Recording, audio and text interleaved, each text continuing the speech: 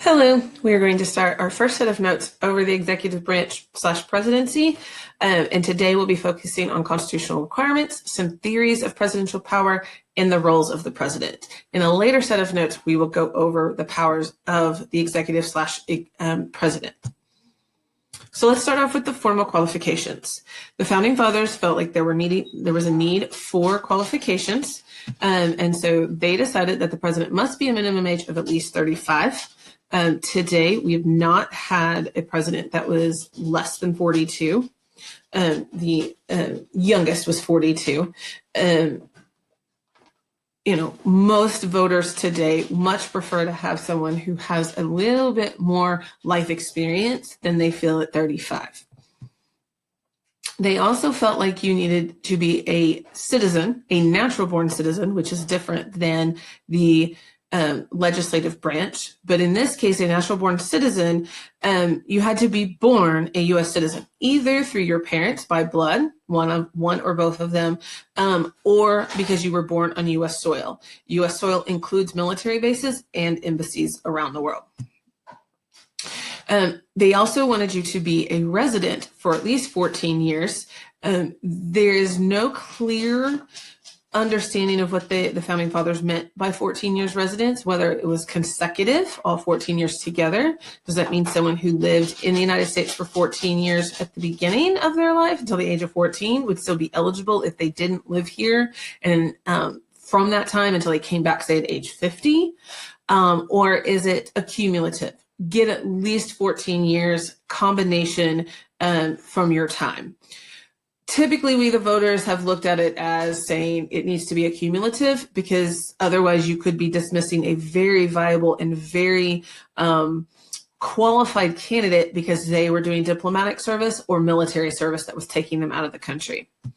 And then finally, constitutional requirement that you get no more than 2 terms in office. So you can have no more than 2 prior terms in office to be eligible to run for the presidency, which means that if you have run for the presidency and then you run in your reelection, you lose, you still have 1 more term. If you decide to take it, you could split them. The 22nd Amendment to 2 4-year terms has established that we only allow the president to have 2 terms. The rationale from this is that the fear of abuse of power and that a president could amass a lot of power if they continue to be in office much longer than 2 terms. This is in response to FDR's 4 terms, elected 4 times. He died at the beginning of his 4th term, but Truman came in following him and he had a lot of power and he had 0 experience with all of those powers. And it goes back to a trust. Do we trust them with the power that they are given? That goes back to Locke in his 2 treatise document. From there, we are going to talk about the theories of presidential powers. There are 3 different types of theories on presidential power. The first one is going to be constitutional power. This is the power that is expressly stated in the Constitution that the president has. And if a president follows this theory, then he is only going to do those things that are expressly given to him in the Constitution. That means he may not be able to react as quickly or as efficiently as many people would like because he is waiting on Congress to act. Howard Taft is a great example of a president following this power. Most presidents in the modern era have actually followed what's called the stewardship theory. And this is where the president can act on, when necessary, and he can do what is necessary. He can be a steward of the people to respond to powers, or not powers, but crises and national emergencies, and not have to wait around for certain things like for the Congress to act, that he can act. This is kind of some implied powers in there. This is where executive orders kind of come in as well. As I said, most modern presidents have followed this, and the only limitation on a stewardship theory of presidential power is that that they are going to only follow the ones that are expressly denied in the presidency. Our final power that we're going to talk about on presidential power is the I can get it pulled up there, is the prerogative theory, which means that it's the prerogative of the president to do whatever he feels is necessary for the benefit of the presidency and for the country.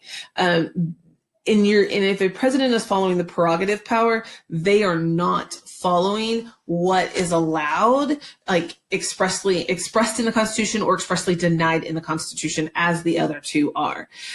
We've had some presidents maybe kind of tiptoe into that line a little bit, but we really do, as an electorate, as a country, want our president to be following those powers of the presidency as we understand them. All right, so we talked about the qualifications and the style of power or the style that a president might follow. Let's talk about some of those informal qualifications that we, the people, kind of ask for. We typically look and see what prior office experience that a candidate might have or a potential president might have. Have they been a senator, a representative? Have they been a governor? Have they been a mayor? Have they had executive practice, such as the governor and the mayor?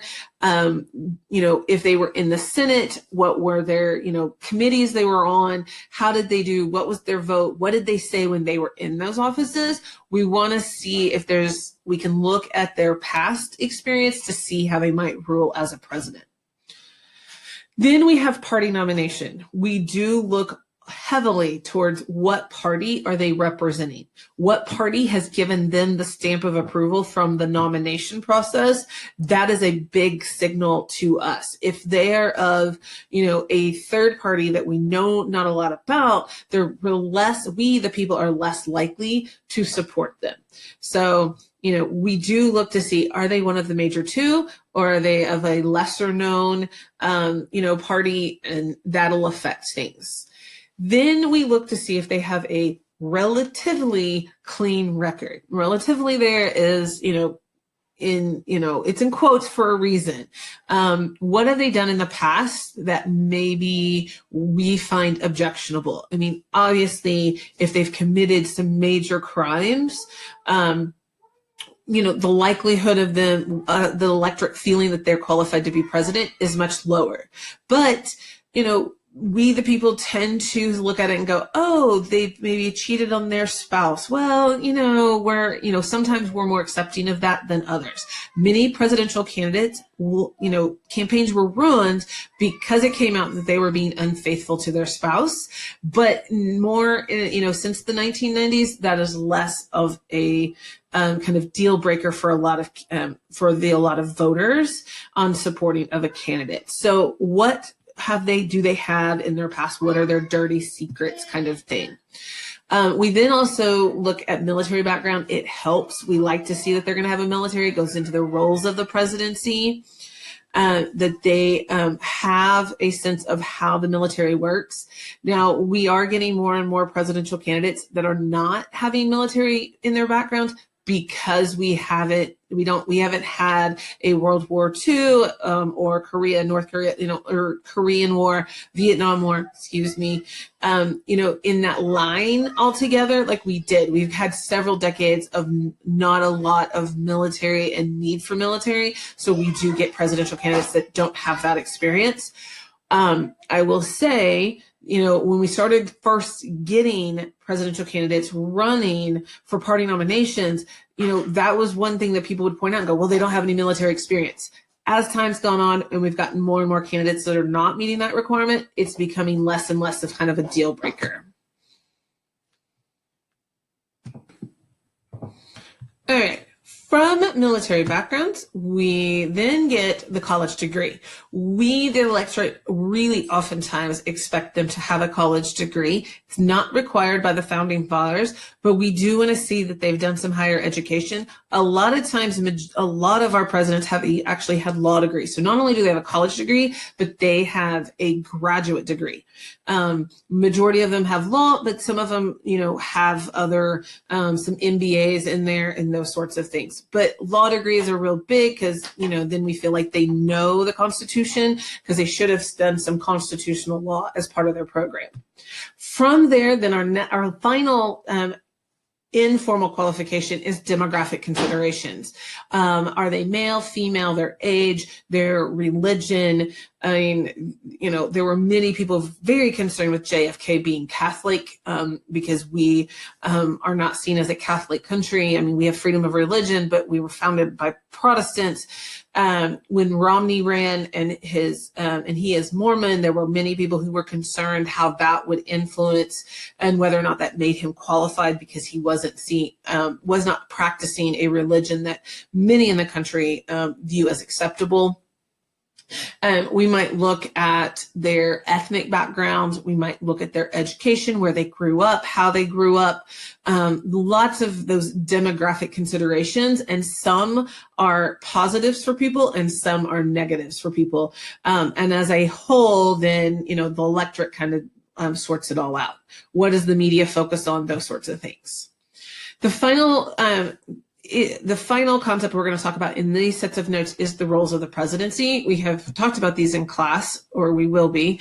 But the first one is the chief of state. This is the ceremonial head of the country. They're going to represent us at like ceremonial type of events, throwing out the first pitch at a baseball game, representing the United States at a wedding of a leader, or Prince William and Princess Catherine in England. Then if the president attended that wedding, then they would be acting as chief of state. It's kind of equivalent to what the Queen of England does for England.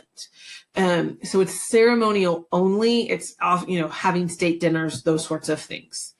Following that, the next role is going to be chief executive. This is anything the president does that is about and dealing with enforcement of the laws. So is he directing the bureaucracy to enact a law in a certain way? Or is he nominating a person for a position within the bureaucracy? So it's any of those type of things, directing people to carry out the nation's laws. That would be chief executive. And then we have, following that is chief legislator. This is anytime the president is proposing legislation. He can't write the legislation, but he can propose it and he can say, this is what I would like to see. And in great examples of this, the best one is the State of the Union address that the president gives every year, end of January, beginning of February. And this is where they lay out like what they hope to see and focus on for the upcoming year, what legislative agenda. But chief legislature is also him signing laws and vetoing laws. All right, that is an example of that chief legislator role. Legislator, excuse me. Then you have commander in chief. This is his role as the top military individual. The founding fathers very much wanted our military to be run by civilians. And so by making the president commander in chief, the very top guy is a civilian. But he is the one who's going to be ultimately responsible for giving the go-ahead for doing a drone strike or moving troops in or seizing a ship that has been taken over by pirates in, some, far-flung place around the globe. Those, enacting the military for whatever reason, giving the go-ahead for those movements, that's commander-in-chief. We then have chief diplomat. This is anytime the president is dealing with foreign affairs. So treaties, tariffs or climate change treaties, dealing with climate change. The treaty that President Obama had, or sorry, not a treaty, it was not a treaty, the executive agreement the president was a part of with Iran over their nuclear development, that is an example of chief diplomat. So anytime the president is engaged in talking with a foreign country, chief diplomat, and it's really his purview. Like the founding fathers really believed and really felt strongly that the president would be the one who takes the lead in foreign affairs, and Congress should be taking the lead in domestic situations. And our final one is going to be, nope, not the final one, I don't think. Oh, yes, final one, sorry, is going to be the chief of party. This is when the president acts as the head of his political party. And it helps streamline, and it gives a nice flow that whatever the president is saying, then the party then just follows naturally. And if whichever party does not have the president as a part of it, means it's harder for them to get their message like solidified from top down, because you don't have one person that is getting a whole lot of media attention to put that message out.